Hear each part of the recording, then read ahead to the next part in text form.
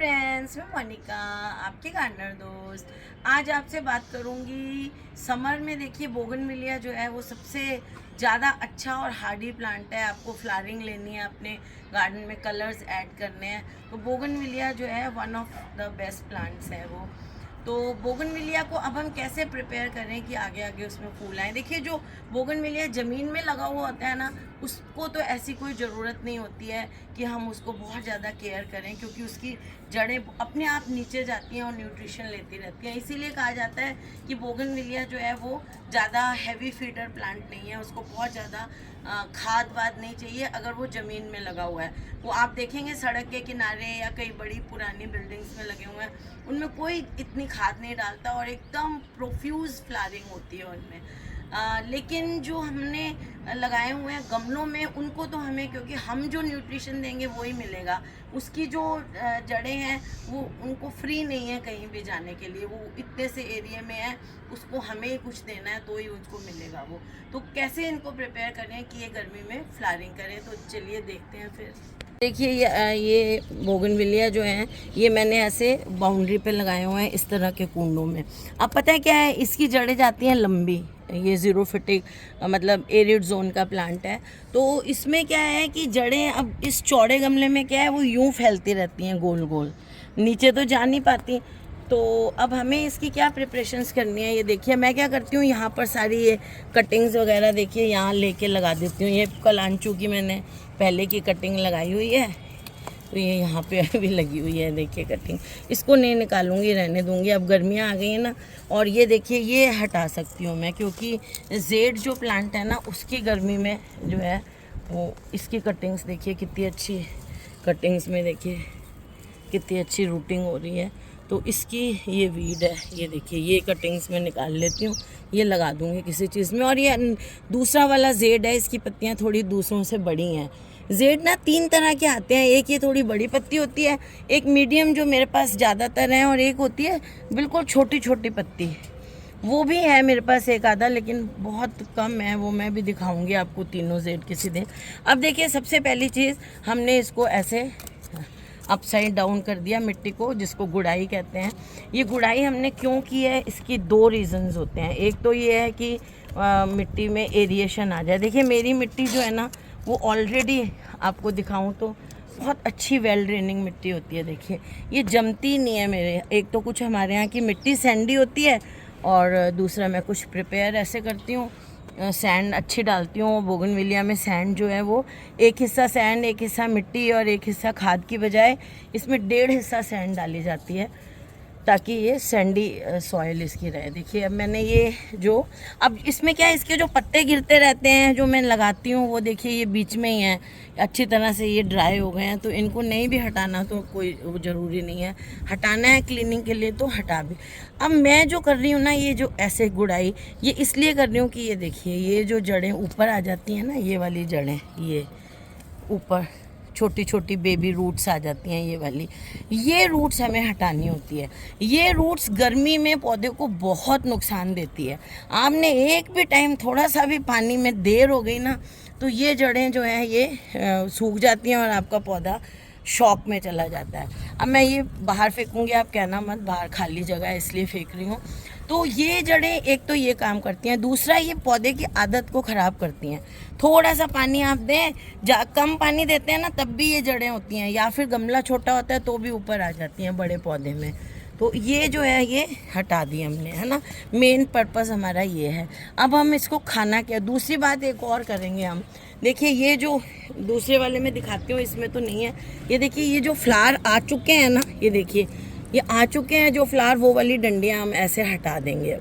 वैसे मैं मना करती हूँ ना इस टाइम आपको वो नहीं करनी है, प्रूनिंग नहीं करनी है, लेकिन जो जहाँ पर ये देखिए अब यहाँ पे फूल आ चुके हैं, अब इसको रखेंगे तो नए फूल कहाँ से आएंगे। अब हमने काट दिया तो यहाँ दूसरी नई ब्रांच निकलेगी, और इसमें गर्मी में नई ब्रांचेस निकलती हैं। और जहाँ देखिए आगे से फूल आ रहे हैं, वहाँ हम ये देखिए ये दिखा रहे होंगे शायद, ये जो ये देखिए ये जो फूल आ चुके हैं, ये वाली डंडियाँ साइड से हमने ये काट देनी है। अब ये सब चीज़ें जो है ना, ज़मीन में लगे हुए बड़े बोगनविलिया में करने की ज़रूरत नहीं है, क्योंकि जैसे मैंने कहा उसको तो खुला खाना मिल रहा है है ना, खुला खाना, खुला मॉइस्चर। तो उन इतने बड़े बड़े पौधों में ये नहीं करना होता है, ये हमें छोटे गमले वाले पौधों में करना होता है, जिनकी केयर हम कर सकते हैं। ये देखिए, ये ज़रूरी नहीं है आप एक ही दिन में सारा करें, थोड़ा थोड़ा करके इनको आपको हटाना है। और बोगनविलिया को कभी भी आपको गर्मी में ग्रीन नेट के नीचे नहीं रखना है। यहाँ मैं ग्रीन नेट बिल्कुल भी नहीं लगाती हूँ। अब चलिए हम ये सारे काट दूंगी मैं, है ना, अभी काटूंगी तो सारा आपको दिखाऊंगी, तो फिर वीडियो बहुत ही घंटा लग जाएगा बनाने में। तो ये सब काट दूंगी। उसके बाद क्या करूंगी, ये देखिए, ये है वर्मी कंपोस्ट। वर्मी कंपोस्ट ऐसी होनी चाहिए, देखिए, मॉइस्ट खाद जो है ना, मॉइस्ट होनी चाहिए, वो अच्छी होती है, स्पेशली वर्मी कंपोस्ट। कई बार आप लोगों को ना खाद सस्ती मिल जाती है। क्यों सस्ती मिलती है? क्योंकि वो जो है वो एक तो असली वर्मी कंपोस्ट नहीं होती है। वर्मी कंपोस्ट नकली कैसे बनती है ये भी मैं आपको एक दिन बताऊंगी। और दूसरा क्या है, देखिए, इतनी सारी डाल दी आपके सामने, मतलब इधर भी डाली थी और उधर भी, देखिए, पूरी एक लेयर मैंने वर्मी कंपोस्ट की इसमें डाल दी।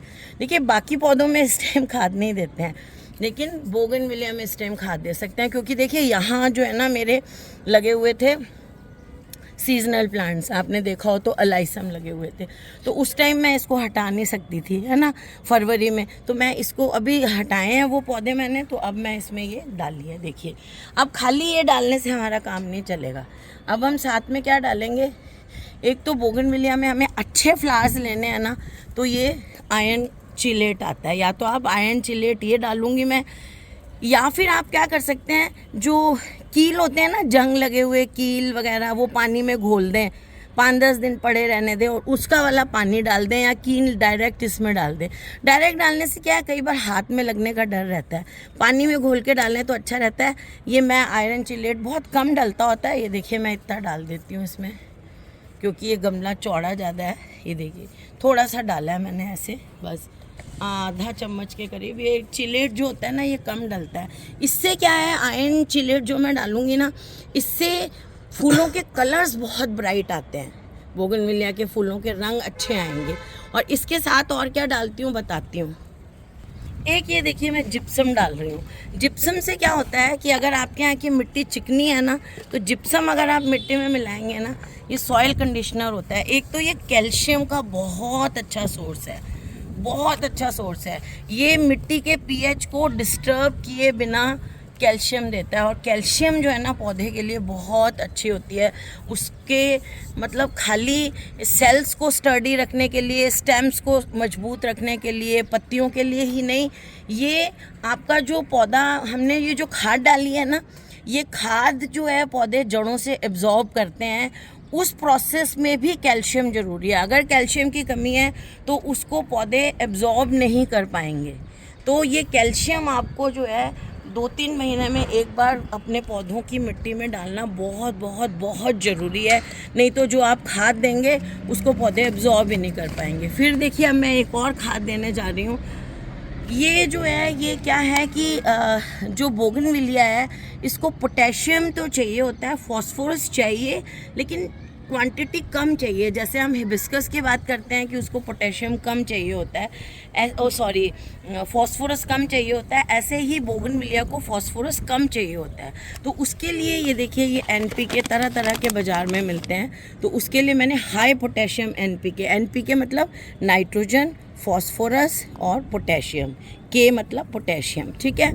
तो ये तीनों नंबर हैं। तो नाइट्रोजन ज़्यादा है, फॉस्फोरस कम है, पोटेशियम ज़्यादा है। तो पोटेशियम जिसमें ज़्यादा है वो वाला खाद आप देख के मंगा सकते हैं। मैंने अमेज़ोन से मंगाया है, कोई भी ऐसे मंगा लें। ये देखिए, ये है। अब मैं इसको ऐसे डाल दूँगी, तो अब हमारे पौधों को ये देखिए पोटेशियम अच्छा मिलेगा, तो इसके फूल अच्छे आएंगे, गर्मी को बर्दाश्त करेगा। ये अब हमने अपने बोगनविलिया को तैयार कर लिया कि ये गर्मी में बहुत अच्छे फूल दें। फिर मैं दोबारा कहूँगी, जो ज़मीन में लगे हुए बोगनविलिया हैं उनमें तो सिर्फ वर्मी कंपोस्ट ही थोड़ी सी दे दें तो ही काम कर लेती है, नहीं भी दें तो उनकी जड़ें बहुत गहरी जाती हैं, अपना काम चला लेते हैं। क्योंकि ये गमले में है इसलिए हमें ऐसे केयर करनी पड़ेगी। अब मैं सारे गमलों में ऐसे करूँगी। ऐसी जगह रखना है आपको इसको जहाँ बहुत ज़्यादा धूप मिले पूरे दिन की। और अगर आपका बोगनविलिया जो है ना उठा सकते, जैसे मैंने तो बाउंड्री पे फिक्स है ये, अगर ऐसी जगह गमलों में पड़ा है जहाँ पर कि आप इसको उठा के खिसका सकते हैं इधर उधर, तो आप कोशिश करें कि बहुत तेज़ धूप हो वहाँ रखना है, और किसी दीवार के साथ रखें तो बहुत अच्छा है। अभी मैं दिखाती हूँ आपको। जैसे ये देखिए मेरा बोगनविलिया है, ये इस दीवार के पास में है, देखिए दीवार के पास में है ना, तो यहाँ एक तो ऑलरेडी धूप बहुत अच्छी 5-6 घंटे की आती है, और फिर दीवार होने के कारण वो धूप मल्टीप्लाई हो जाएगी, इस पर धूप गिरेगी, फिर पौधे पे गर्मी आएगी, तो उससे जो पौधों में फ्लावरिंग है वो और भी अच्छी होती है। अगर आप ऐसी जगह रहते हैं जहाँ इतनी गर्मी नहीं पड़ती है, तो आप दीवार के पास में बोगनविलियाज रखिए, ऐसी जगह पर जहाँ पर धूप भी आए। खाली दीवार से काम नहीं चलेगा, धूप भी आनी चाहिए।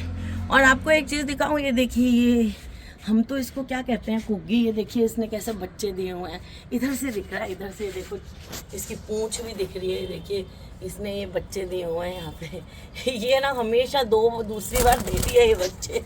तो ये तो फ्रेंड्स बस इस टाइम, अच्छा इस टाइम आप बोगनविलिया की कटिंग भी लगाना अगर चाहते हैं तो लगा सकते हैं। वैसे जुलाई में ज़्यादा अच्छी तरह से लगेगी, लेकिन अभी भी लग सकती है क्योंकि ये गर्मी का पौधा है। अगर छाया में रखें तो कटिंग को, तो अभी भी इस टाइम भी इसकी कटिंग लग जाएगी। अब मैं अपने सारे बोगनविलियाज में इसी तरह से खाद दे दूँगी और ये तैयार हो जाएंगे बस। तो अगर आपके पास ये पोटेशियम रिच खाद नहीं होती है ना, तो आप देखिए,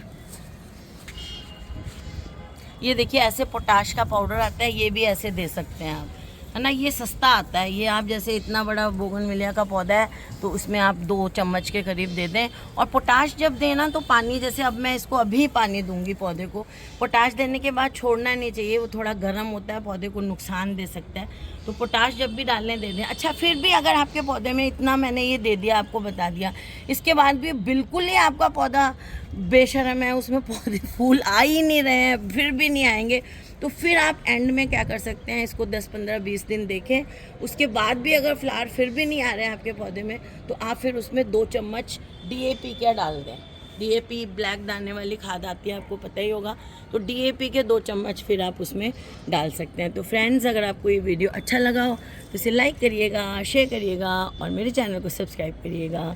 ओके फ्रेंड्स, बाय।